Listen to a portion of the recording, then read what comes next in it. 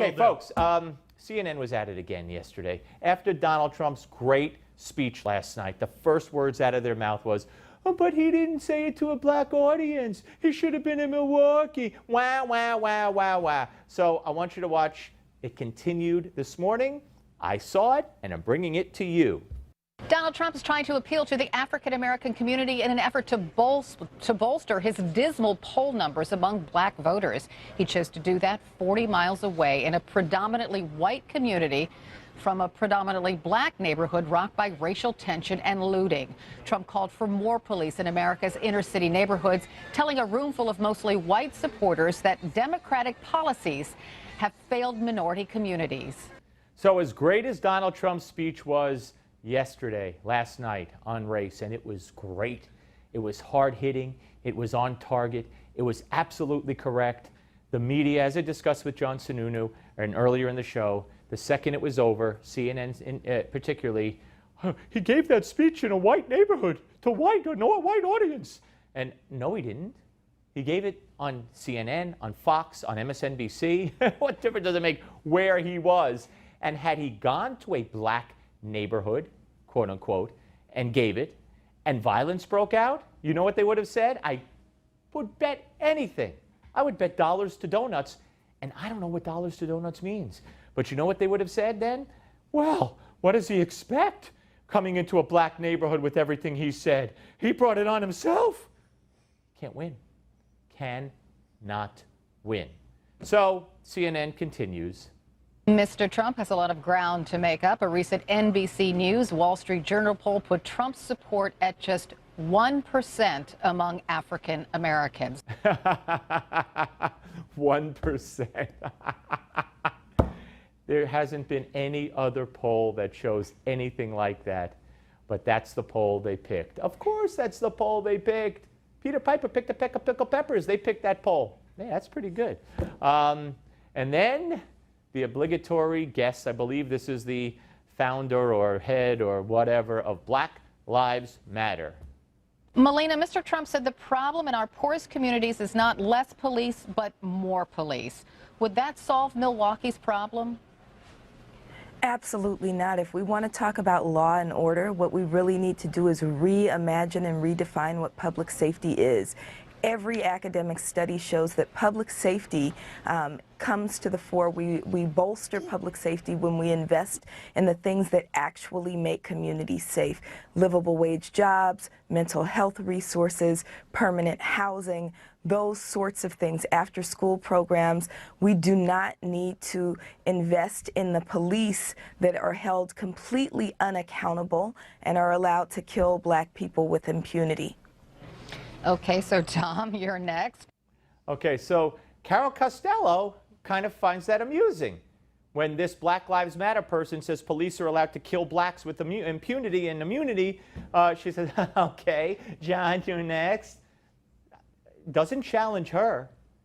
Doesn't dare challenge her. They challenge every Trump supporter with, I'm sure we could find people who would disagree, or that's not actually true, or we're concerned about the truth. You shouldn't say that. But she could say cops could kill blacks and nothing happens to them. And she laughs at it because there's something wrong up there. I really believe that. There's something missing. I think I've given you enough examples over the years. Like, here's the best audio ever. What is it? Sarah Palin's daughter being attacked by a man. Best audio ever. So then Tom Fuentes, former FBI, says this. Police are not allowed to do whatever they please with impunity. The officer Van Dyke in Chicago that shot and killed Laquan McDonald is now charged with first-degree murder. We have other police officers around the country who are also charged with first-degree murder in the shooting of unarmed African-American males. So it's not that they can do whatever they want. I think some people want justice to happen sooner, but they do need to conduct investigations when these things happen. Okay, so now we take it back to Carol Costello, who once again reiterates that Donald Trump didn't talk to black people yesterday. Watch. Critics say that Mr. Trump should go into these black communities and actually talk to African American citizens about their problems, and he hasn't done that. Instead, he chose to give this speech 40 miles from the neighborhood where all of this unrest took place. Some of the tweets out there are vicious, and I'll put some of them up on screen. Trump tells a room full of white people in Wisconsin about his concerns for black people. His answer? More police. Hashtag clueless. And this one, that whole Trump speech was the very definition of white-splaining. Talk at African Americans instead of to us. So why not go into a community, or at least have more minorities in the audience when you're speaking to a certain community? What did you want her to do, Carol? Bust them in? What do you mean have more African Americans in the audience? Everybody was invited. What do you mean have more in the audience? What does that mean in your liberal, sick, twisted world? And then the only Trump supporter there, Kayleigh McEnerney, said this.